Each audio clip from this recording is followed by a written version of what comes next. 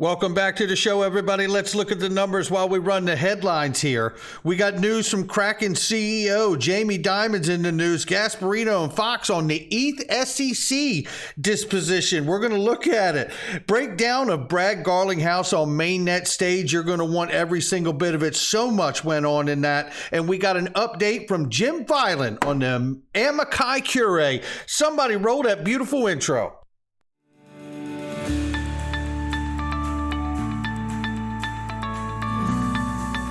Digital Perspectives with Brad Kimes. Come on in.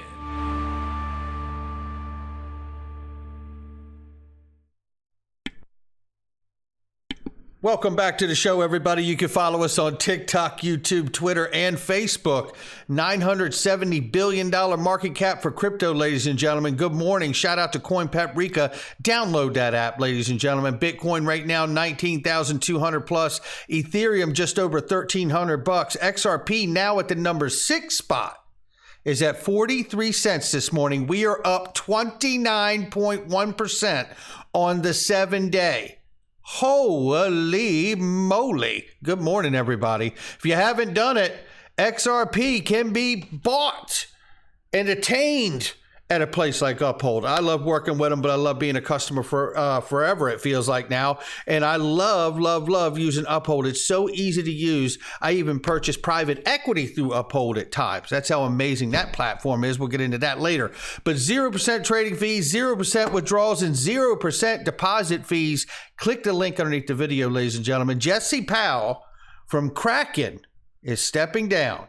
And he has a replacement here, and he has been there since day one, the founder of Kraken. And it says here, and I think he's going to remain in place until Dave Ripley, the COO, who is there now, will succeed Powell in the coming months. And they're going to keep the same, what did they say, atmosphere, the business atmosphere and the working atmosphere and all of this is going to stay the same for the time being, because David Ripley aligns greatly in lockstep on the culture and values of Kraken, is what they said. So congratulations to Jesse stepping down. I'm going to spend some more time with family and things of that nature.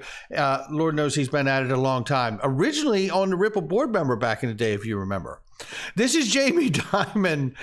Oh, goodness gracious. And this is a throwback, but listen. I'm a major skeptic on crypto tokens, which you call currency, like Bitcoin. They are decentralized Ponzi schemes, and the notion that's good for anybody is unbelievable. So we sit here in this room and talk about a lot of things, but $2 billion has been lost.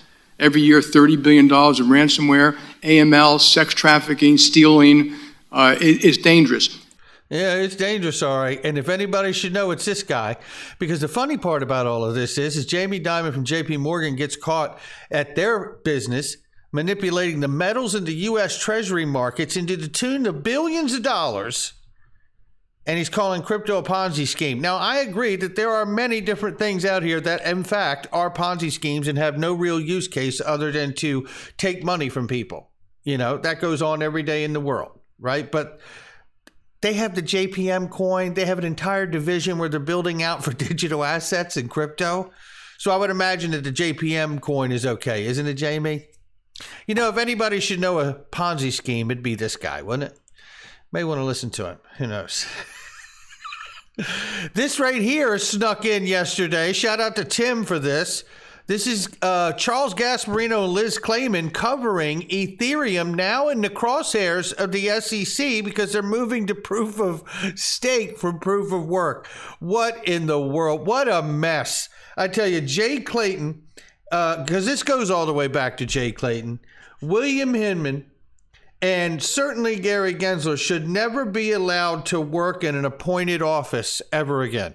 This much I am certain of. There's no question about it.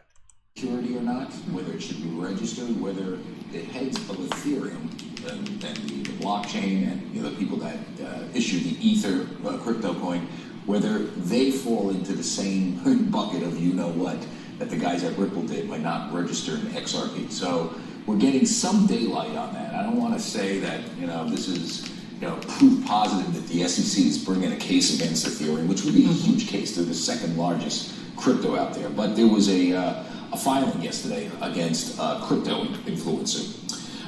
In that filing, the SEC specifically suggests that it could regulate stuff on the Ethereum platform. Combine that with what Gary Gensler has said, the changes at Ethereum, that they're changing their business model of the blockchain from something that resembles what used to be just like proof of work to proof of stake. Gets a little complicated. Less expensive. It's less expensive, but less energy intensive. It centralizes stuff more, and that is one of the sort of tests that you give when you think something could be a security, that the enterprise is centralized, like a company that issues stock. Thus, it should be registered if you issue something. To Charles's point, and shout out to both of them for even covering this, because no one else in mainstream media is. But I'll tell you that, to that point, this is the kind of mess that's made when there is favor given in a form of a free pass of an initial coin offering, which was an unregistered security to begin with, isn't it? And here we go right here, because we're going to get Brad Garlinghouse. We got to break this down. Now, I put the full interview up yesterday after it went down, and I'm glad a lot of you watched it, and you should go watch the entire thing. I have 2 clips here where there is a lot that is covered, and we need to touch on it, because I'm telling you, Brad was on fire, and not just because he knew he was going on stage with someone who has been extremely critical, let alone you're dealing with a massive narcissist, arrogant jerk, and you're going to see elements of that show up because he can't even let Brad finish a sentence. But listen to this right here, because it's really, really powerful. Let's take a listen. To the lawsuit, but in that letter, it references there's been no determination made. Yet they sued us and me personally, suggesting that from 2013 to 2020, I should have known the whole time that XRP was a security. My attitude is I was in your office multiple times. Not once did someone tell me that they viewed XRP as a security. So it's a little bit, I think, and the judge involved in the case, and now I'm getting kind of in the deep end here just for a second. Just recently, the judge had a ruling about some discovery things, and she described the SEC, 1, as being hypocritical, 2, as not following a faithful allegiance to the law. That's a quote. This is a federal government agency that works for us, right? It's part of the government. We should feel outrage. The idea that now everything under Gary Gensler's view is a security is crazy talk. And I think it does go back to, I know I'm ranting for a minute, just give me one more second. Look, I think you have to go back to first principles. I mean, you can rant as long as you want about Gary Gensler. My marketing team is relieved. I see I'm getting looks over there. It's me, not him. Not me. Exactly. It's safe space. Look, I think we have to go back to first principles. The United States Securities Exchange Commission is granted authority by legislation from Congress. The 1933 Securities Act describes a security as an investment contract. So everybody talks about the Howey test. If you read the recent summary judgment motion, the point we're making is there's no investment contract. You don't even get to the Howey test. Ripple, the company, and Brad Garlinghouse, the individual, I didn't enter into a contract with anyone who bought XRP. That's right. There's no investment contract. If there's not a contract, how do you even get to the Howey test?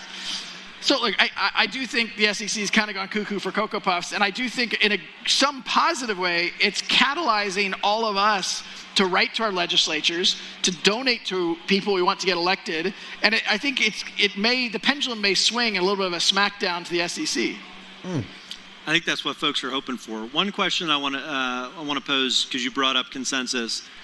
You have had as part of your strategy, at times, unfavorable comparisons to Ethereum, right? Okay, if the SEC is giving us this guidance that we were a security issuer and we should have known for all this time, how do you explain the Hinman test?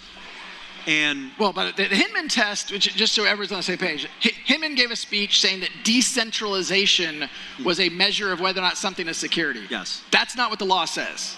That was a single speech of his, exactly. That was just a Hinman opinion, I guess. Yeah. Still, that was kind of perceived as Ethereum's getting away scot-free, even though they did this token sale. There was actual documentation. There was a white paper. They did an ICO. Right? And And I love that right there. Brad does not let him off the hook. They did an ICO. And you know what? And they did. But this guy's narcissism and arrogance, and he knows that he spent 8 weeks. He makes mention later on that I only worked there at Consensus for 8 weeks. You could feel him distancing himself as much as he possibly could from Consensus and Ethereum, even though his arrogance won't allow him to really sit and listen and understand the facts. And if you watch the whole interview, it really will incense you a little bit that he doesn't even bother to brush up on the terminology, the difference between Ripple or XRP, the ledger. You know, it's he embarrassed himself quite a bit here, to be perfectly honest. Listen to the rest of this. And on the one hand, you said there shouldn't be so much tribalism. On the other, there shouldn't be so much tribalism. And what's funny is that there's a very, very important reason that Brad Garlinghouse is on that stage, and we're going to get to it in just a second. you have frequently contrasted Ripple, XRP, and the situation there with everything that happened between Ethereum, the asset, the Ethereum Foundation, and Consensus. Well, so let me be, I'm going to set the record straight. There? Yeah. I personally own Bitcoin. I personally own Ethereum. I personally own XRP. Mm-hmm. I am long all of those digital assets and some others. My comparison, my attitude is Bill Hinman, as the director of CorpFin, got in front of the world and gave a speech saying, we think ETH was a security, transitioned to a non-security because of a decentralization framework. I looked at that and I remember sending an email internally at Ripple. I was like, hey, this is good news. XRP, is a decentralized open source digital asset. Ripple, the company, only controls a very small percentage of the validators on the network. This is, again, the law doesn't actually say what Bill Hinman says, but if that's how the SEC is going to measure this, then that's good.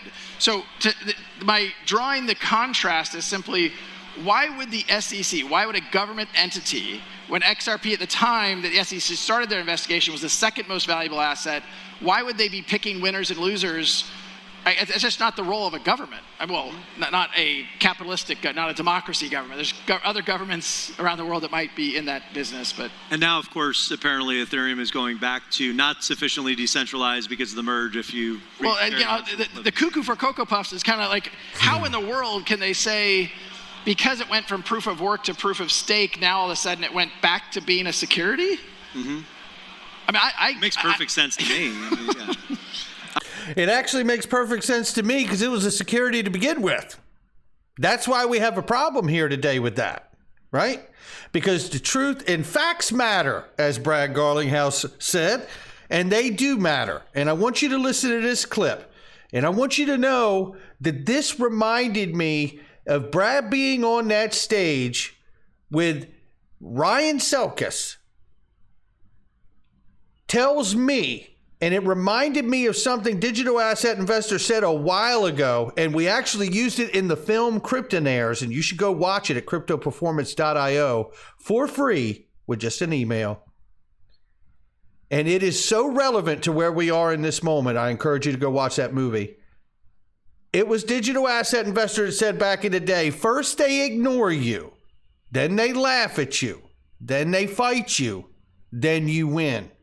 Make no mistake, I believe the fact that you're seeing Brad Garlinghouse sitting on that stage with that guy lets you know that the in crowd has admitted that we've won.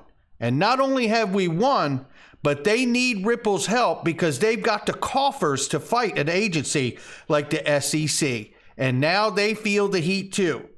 And now this fight brings us all together, just like Brad Garlinghouse has said here. Listen to this clip.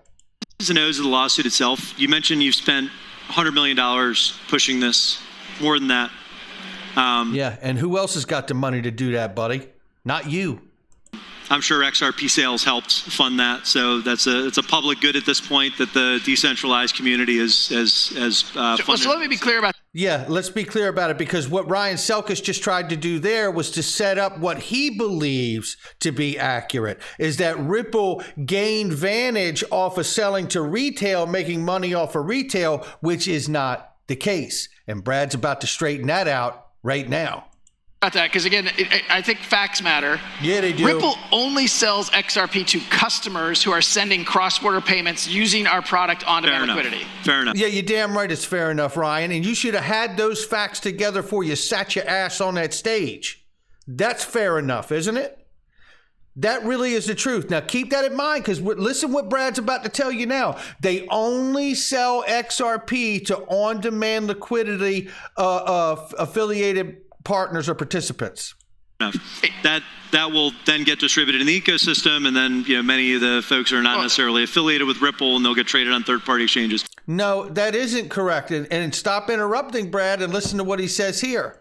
And as we publicly disclose to everyone, the vast majority of the XRP we sell, we repurchase.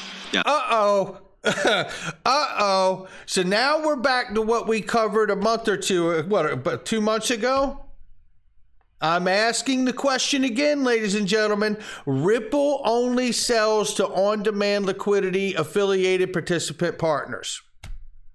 The vast majority of what they sell, they repurchase. He just told you that, and I've been telling you that from the Q reports. Jed McCaleb sold all of his 9 billion XRP. Where is the rest of the retail exchanges that are not getting into the on-demand liquidity side going to continue to get it when the liquidity dries up? Should we not get a favorable ruling that allows XRP to be relisted everywhere, which is what I hope? Yes. And we're very transparent about that, and we have been from the beginning. You were very early in the transparency reports. I will give you... Which kind of backfired, because the more transparent we were, the more people... Easier it was for guys like me to pick up on the disclosures. I get it. But the lawsuit itself, right? North of 9 figures, no one else is going to be able to fight this fight, basically, or very, very few teams are going to. And there's the admission right there that we need you, Brad. We need you. Because first we ignored you, then we laughed at you, then we fought you, and now you win, and now they admit we need you because you've got the coffers to get this done. And they realize what we realized and what John Deaton was sounding the alarm about all along, is that this case is coming after all of crypto, not just Ripple and XRP. How does this get resolved, right? Like, I mean, are you pot committed at this point to actually get a jury trial or some type of precedent-setting action? Or is there a situation where you all would settle? Because I think everybody at this point is hoping that you go down with a fight, go the distance. So I'll say up front, I'm not the lawyer, but I've learned, unfortunately, more than I'd ever want to know about this. Yeah. I very much doubt there will be a jury trial. And the reason is juries are used to figure out what the facts are. In this case, the facts really aren't in dispute. Right, we agree. Ripple sold XRP. I personally received some of my compensation in XRP, and I sold XRP. Those facts aren't in dispute. What's not clear is the law. And so what the government is saying, what we're saying with these recent filings of a motion for summary judgment is, look, accept the facts as they are. Just rule on the law. So by mid-November, we'll also comment briefly that the SEC has been trying to delay this thing every chance they have. We believe that by mid-November... Because they want to pick off smaller fish first. Yeah. Well, they're trying to set precedent. I mean, some of you following the library case, which is super interesting to follow, and I applaud the leaders there for some of their humorous tweets, which I never will click on I like because someone's watching everything I do, but I do sometimes like them. I think you just outed yourself. Anyway, they're trying to delay it. By mid-November, we should have the motion for summary judgment fully briefed in front of the judge.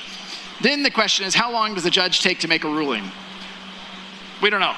It could be as little as 2 months. It could be as little as much as 6 to 8, 9 months. But I think the full case will be in front of the judge, and I doubt that you would have the judge come back and say, no, there's a dispute on the facts, let's have a trial. I don't think there needs to be a trial, and both the government and Ripple are saying we don't need a trial, just here are the facts, you should rule. And again, the fact is the SEC has to first prove that there's an investment contract. Mm-hmm. If there's an investment contract, then you'd apply the Howey test. And I don't think they can get past the investment contract, but if you apply the Howey test, I think they're also going to fail because there's a lot of people who buy XRP who've never heard of Ripple, and that's okay. But to the idea that XRP is a security of Ripple, I just think is nonsense. I agree with him. And so much information came out of that full interview. Make sure you go watch the whole thing if you haven't on my channel there. Now, let's very quickly get to this because I do want to touch this. This is an update from Jim Filan right here. Shout out to you, Jim, for everything. The court has reviewed the request by the Chamber of Digital Commerce for leave to file an amicus curiae brief. And it says here, and the parties' responses and has granted the Chamber's request. The order and brief are below. I'm not going to go into those, but you know that they're filed at this point. So this is pretty amazing stuff that's going on. And this reminds me, everything that we're watching happen right now, the culmination of everything taking place with the case, with the lack of clarity, with the SEC, the potential stablecoin legislation that is probably going to be next year at this point, right? Barring some kind of black swan event. But because of all of these things really meeting at an intersection here, a crossroads, I can't help but think about Ripple being available as private equity on Link2. Listen to what Nick Burafedo talks about with Ray Fuentes here at Link2. Take a listen. Hey, what's going on, Mr. B? How you doing today, sir? Hey, Ray. How are you doing? Just living the Link2 dream. Thank you for asking. I know you're a busy guy running the sales department for Link2, so I'll make this short and sweet. I was hoping you'd be able to share your opinion with the recent developments around Link2 portfolio company, Ripple.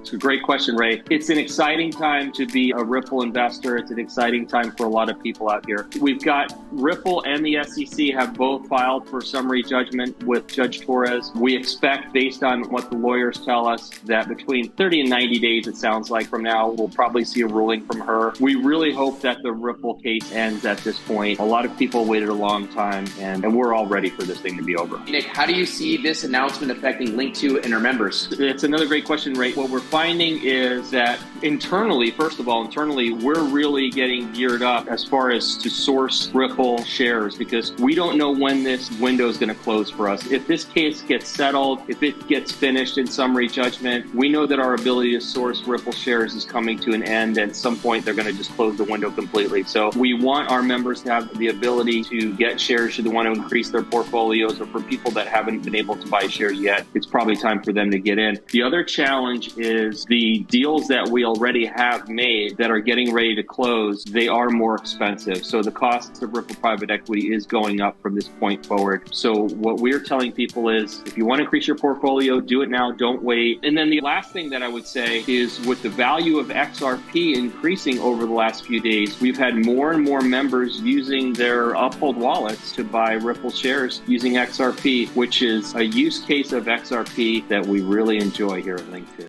Well, I tell you what, shout out to both of those gentlemen for the information, and I certainly feel the same way. And look, I love working with Link2, and I love being a customer even more. And I tell you, I hope you guys don't buy the last of it before I'm able to get a little dry powder and maybe get a little more Ripple for myself as well. That's going to do it for me, ladies and gentlemen. Not financial advice from me or anyone else. Check out all the links underneath the video. Great products and specials and deals for you that we've put together, but you got to click the links to get them. I'll catch all of you on the next one.